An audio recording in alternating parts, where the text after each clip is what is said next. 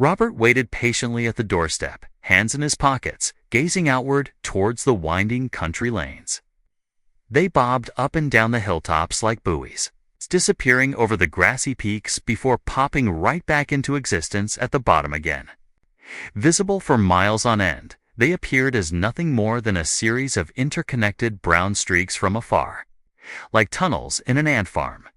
The leaf-strewn mud outside the house was streaked with fresh tire tracks, still moist from last night's thunderstorm. Dirt stuck to Robert's boots as he shifted nervously from foot to foot, whistling quietly and making a mental note to purchase a thicker jacket before the last remnants of autumn fully faded, making way for the long, cold winter. Even now, the air held an icy thinness, one that would soon amplify and expand to encompass every little extremity. Snow would be blanketing soon, thick, heavy snow, several feet deep in the worst years. Snow up to the doorknob. The sound of soft footfall came from the upstairs floor of the house. Robert turned, craning his head in the direction of the bedroom window.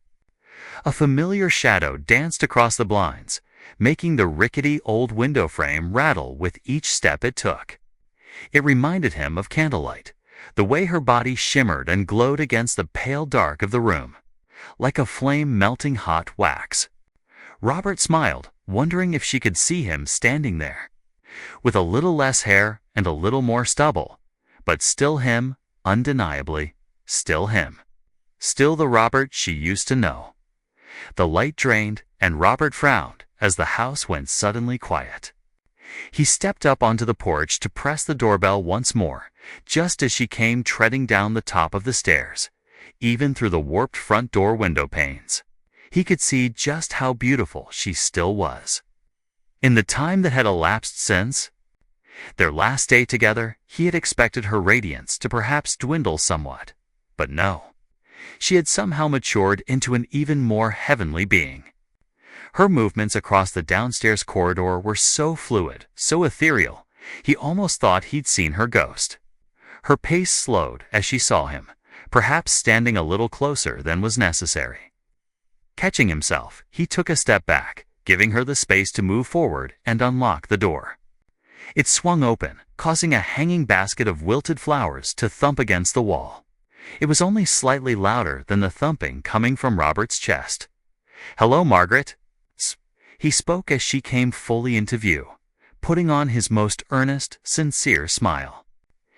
"Do I know you?" Her voice was like an angel's, yet her words pierced his soul like daggers. Robert masked his sadness and cleared his throat, scratching the back of his head. We knew each other back in high school. Well, more than just knew each other, really. I recall at some point we were, I remember." She cut him off, leaning against the doorframe. "Funny how things change, huh?" "Haha, I know, right?" Robert laughed awkwardly. "God, how long has it been? Like a decade?" "So many memories, though to be honest, quite a few I think I forgot. I don't even remember why we broke up. Because I didn't love you. I never loved you." Robert stammered, picking at his nails as he glanced towards the ground. Margaret plucked a cigarette from behind her ear and took a long drag, blowing the smoke out of the corner of her mouth. "All right, right. Anyway, I was in the neighborhood and was wondering how'd you find my address." A jagged chill rippled down Robert's spine. "Well, you weren't answering your calls, so I gave Emily a ring instead. You remember Emily, right? She said the last she'd ever heard from you was that you were moving here. 15 Brookfield Pines. My aunt lives in the area, and while I was dropping by to see her, I thought I might as well come visit. It's a shame.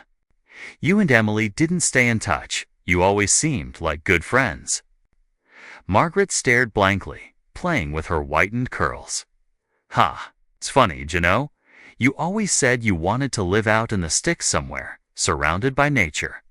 I always thought that would have been nice too, but I got stuck in some dead-end city office job.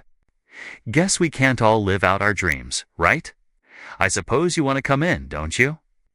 The slight annoyance in her tone nearly pushed him to breaking point. If only he could wrap his mouth around those scarlet lips one last time. "Yes, Margaret," he spoke. "Yes, that'd be wonderful." A whiff of perfume caught his nose as he strolled through the front doorway, Margaret following and shutting the door behind them. The house was small and simple, cozy and rustic. It was the exact kind of place Robert envisioned him and her settling down in all those years ago. The walls were a smooth blend of wooden and stone surfaces, illuminated by a string of soft, white fairy lights that stretched into the living room like a trail of fireflies. Rich, captivating daylight shone through the windows, bathing Robert in a warm energy that lasted right up until he took a closer look at the glass. It was paradise. And yet, he couldn't shake the feeling that he didn't belong there. Him, reflected in the panes with his thinning looks, thinning smile. Wearing a messy hoodie, dirty shoes, and jeans that were too big. It wasn't right. He was far past his prime, and she was only just beginning. Robert. He snapped out of his daydream. He was sitting on the living room sofa across from Margaret, a mug in his hand, filled with, "Sorry, what is this?" "Tea." "Peppermint tea," Margaret replied, already rolling another cigarette. "Only kind I had left. I had a mug ready to drink before you knocked. It's fine. I don't mind peppermint." Robert spoke. It was a lie, and she probably knew it, but it didn't stop him from lifting the beverage to his lips and taking a swig, even as the taste burned the back of his throat and made his cheeks feel sour. "So, tell me, Margaret," he continued, setting down the glass on a kitten-themed coaster. "What do you get up to these days?" "Not much. Little bit of photography here and there. The landscape is pretty beautiful in these parts." She lit the cig she had rolled, staring at the wall as she rolled it back and forth across her lips.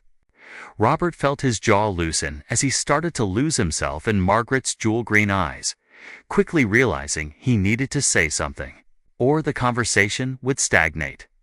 "Why, yeah, I'd noticed. It's nice to get away from the city every now and then. Remember how we said we would move somewhere abroad? I think it was Russia.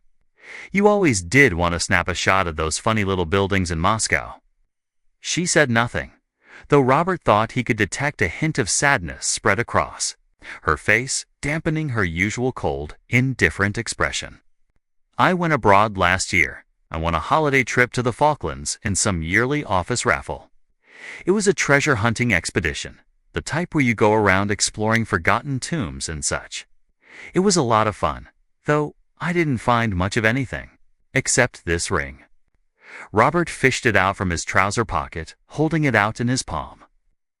It was a dark shade of bronze, adorned with a cloudy gray gemstone and covered in intricate engravings that seemed to glow a hushed, milky white.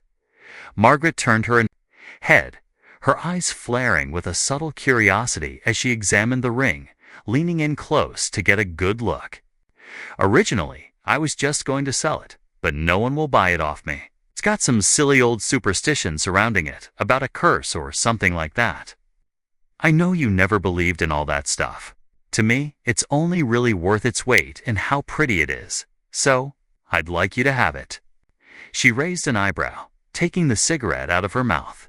The smoke wafted between her fingers elegantly, like a thread of white silk rising up to the ceiling.